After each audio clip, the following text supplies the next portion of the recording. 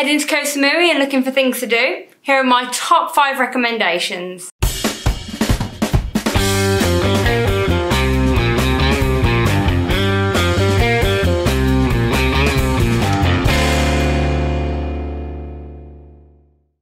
Before I get started with the list, I wanted to point out that hiring a moped is an absolute must when visiting here. The whole island has one main road all the way around, so you can't get lost and you can stop off at all of these places on your own schedule.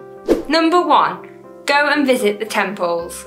So first up, you definitely want to see the Big Buddha. This is one of the island's most popular attractions and it's obvious why. It is often the first landmark people see when arriving in Koh Samui by air, as it is absolutely huge. There are many steps leading up towards the Buddha, covered in a colourful dragon design, and the views at the top are spectacular. As you come back down the steps, there is usually a monk sitting on the right hand side, waiting to give people his blessings. This is a really nice area to walk around, as there are many other statues along with souvenir shops. If you are going to the Big Buddha, also make ssure to visit Wat Plai Layam, which is only a few minutes drive away. The Wat Plai Layam temple houses 2 giant, colourful statues that will immediately catch the eye. There are lots of beautifully decorated buildings in this temple complex, including one building that has many different murals on the wall which shows the Buddha in different stages of his life. We spent quite a bit of time here as the complex is very scenic. The whole area was surrounded by a lake full of hungry fish. If you do want to buy food to feed the fish, they do sell it there.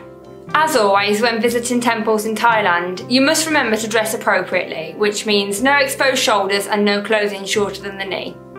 Number 2, go and look for the Grandpa and Grandma rocks. When I say go and look for them, I don't mean that this place is hard to find on a map. I mean that when you get there, you need to find which rocks I'm talking about. By some freak of nature, 2 natural stone formations resembling male and female genitals are formed next to each other, literally a few dozen metres from one another. So obviously the Grandpa rock was much easier to find than the Grandma rock, but this is a really funny experience and an interesting one to say at the least. Though the rocks aren't the only attractions here. The views are great and it's a perfect place to snap a few photos. Number 3. Explore the secret Buddha garden. Now, this isn't a secret as it's made out. In fact, it was really busy, but nevertheless, it's a great experience. This can be found right in the centre of the island. We drove here on our mopeds, parked at the top and walked down lots of steps where we found the garden. This was so much bigger than we expected. There are Buddhas everywhere. And not just Buddhas, but many other stone statues, structures and lots of little waterfalls. The ticket cost to enter here is 80 baht per person, which is roughly around €2, and I think that was well worth it. Number 4, visit Fishermans village. This is a quaint little village on the north of the island with lots of quirky shops and restaurants. The shops here sell some really unique items, things you wouldn't find on the rest of Koh Samui, but as a consequence, the prices can be slightly higher. We decided to come down here for dinner one of the evenings and it was lovely as most of the restaurants are looking over the sea. And as the sun was going down, we finished off the evening with a romantic stroll down the beach. Last one, number 5, go and enjoy the nightlife. Koh Samui has some of the best nightlife of any of the islands in Thailand. There are loads of amazing beach bars on Choang Beach, so why not grab yourself a cocktail, sit on a beanbag and check out one of the incredible fire shows. The fire shows we saw here were the best we'd ever seen. After you've spent a bit of time watching the fire shows, it's time to head to the strip, which is only a few minutes walk away.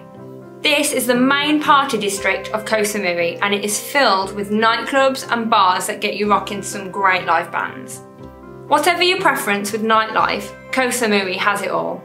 So that's it, my 5 top recommendations of things to do in Koh Samui. But before I leave, I wanted to let you know how we got here from Bangkok. So we flew from Bangkok to Suratani, which is on the mainland.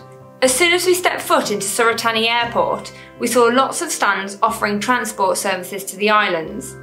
So we jumped on a coach which took us directly to the port where we got a ferry to Koh Samui.